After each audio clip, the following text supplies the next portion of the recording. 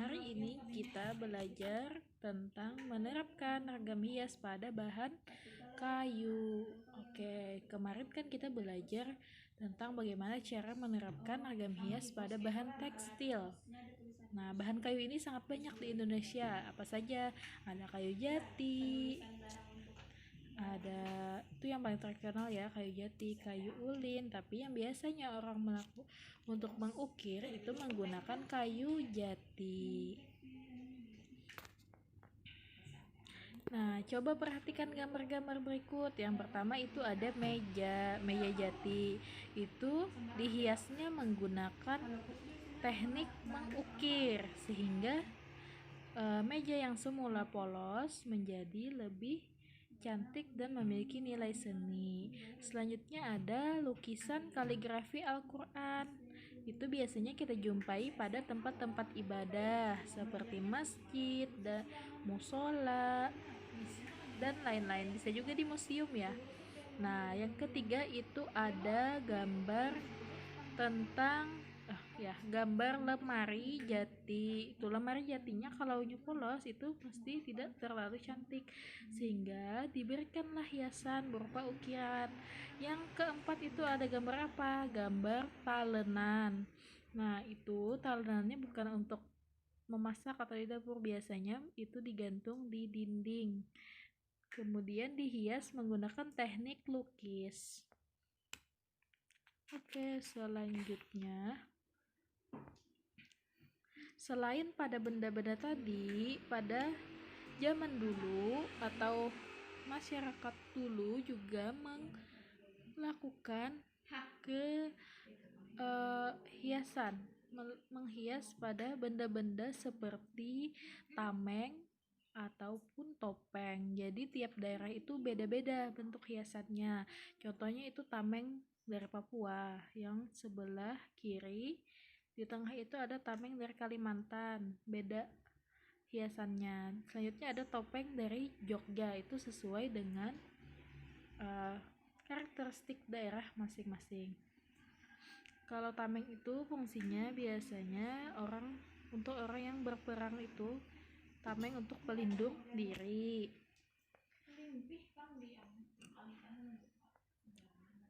Selanjutnya, bagaimana cara atau teknik untuk menerapkan ragam hias pada bahan kayu? Nah, tekniknya itu ada dua. Yang pertama mengukir, yang kedua itu menggambar. Nah, mengukir itu menggunakan alat berupa pahat. Nah, pahat itu terdiri dari 4 jenis. Yang pertama ada pahat kuku atau pahat penguku. Coba lihat gambarnya. Jadi pahat kuku ini sesuai namanya, dia berbentuk seperti kuku manusia. Nah, fungsinya untuk mengerjakan bagian yang lengkung, melingkar, membentuk cembung, cekung, ikal, dan pecahan aris maupun pecahan cawen. Selanjutnya ada pahat lurus atau penyilat yang di bawah ya. Nah, itu bentuknya lurus, berfungsi untuk membuat dasaran dan membuat siku-siku tepi ukiran dengan dasaran. Yang ketiga ada pahat lengkung setengah bulatan atau pahat kol yang di atas itu. Pahat kol itu bentuknya melengkung setengah bulatan, berfungsi untuk mengerjakan bagian-bagian cekung yang tidak bisa menggunakan pahat kuku.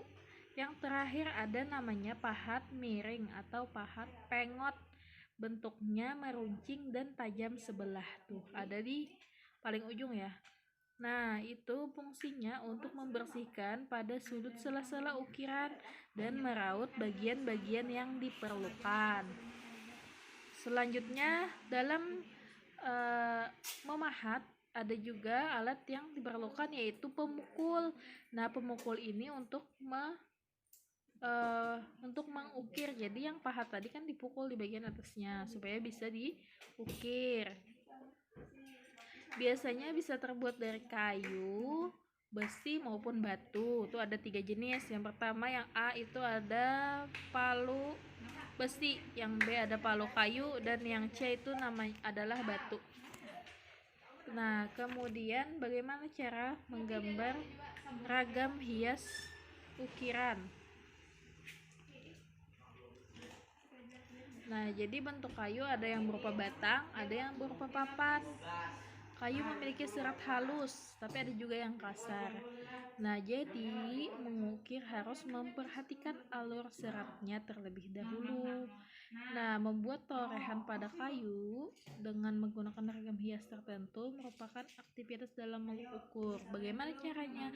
Yang pertama pastinya harus menyiapkan alat dan bahan, kemudian memilih bentuk ragam hias sebagai objek berkarya. Bentuknya mau gimana? Mau yang datar atau mau yang berupa batang kayu yang bergelombang.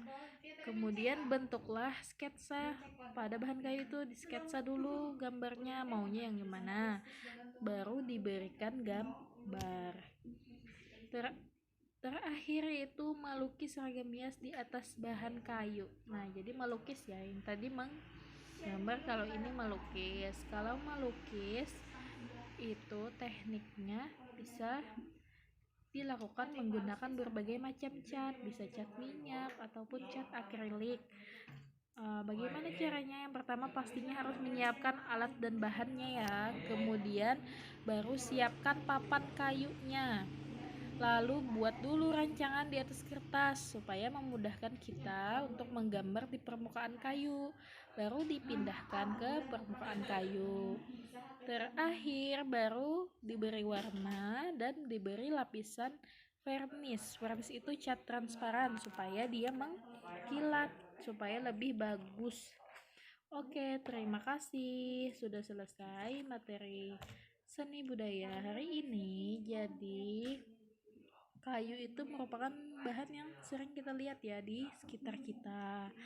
Jadi kayu itu bukan hanya sebagai bahan bangunan, bahan bakar, tetapi juga bisa menjadi barang seni dengan teknik tertentu, dengan teknik ukir maupun dengan teknik lukis. Biasanya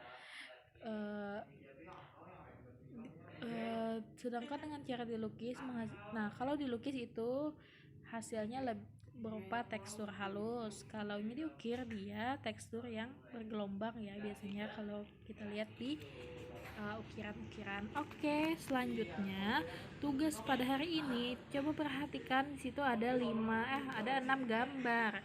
Nah, itu gambar apa? Nah, jadi gambar ini kalian tuliskan pada kolom, bikin tabelnya pada buku kalian.